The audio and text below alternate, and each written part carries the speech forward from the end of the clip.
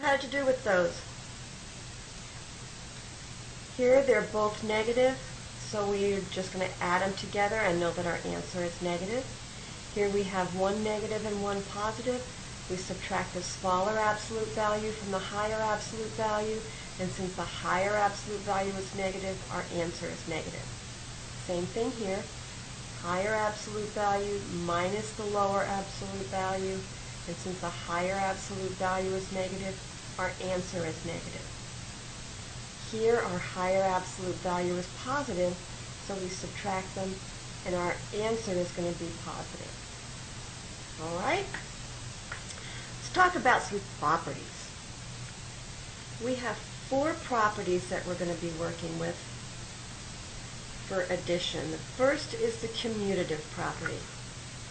And the commutative property says the order in which you add 2 numbers does not change the sum.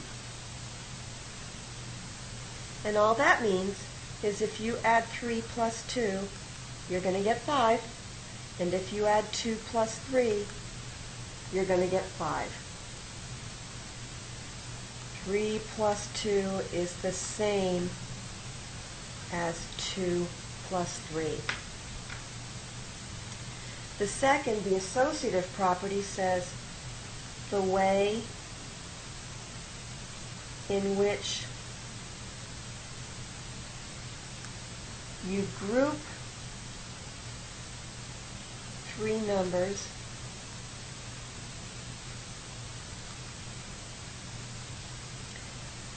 does not change the sum. So if you had 3 plus 2 plus 1, that's the same as 3 plus 2 plus 1. Here we're grouping 3 and 2 together first. 3 and 2 is 5, plus 1 is 6. Here we're grouping 2 and 1 together first. 2 plus 1 is 3, plus 3 is 6. Either way, you're going to get 6. So how we group them doesn't affect it.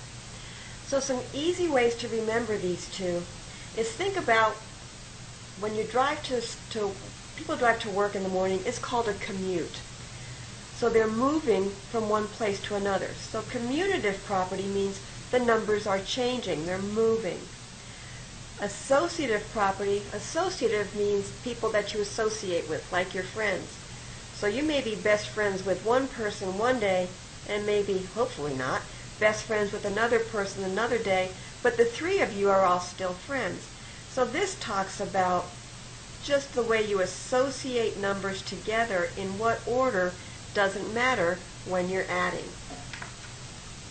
Then we have the identity property. The identity property says that the sum of a number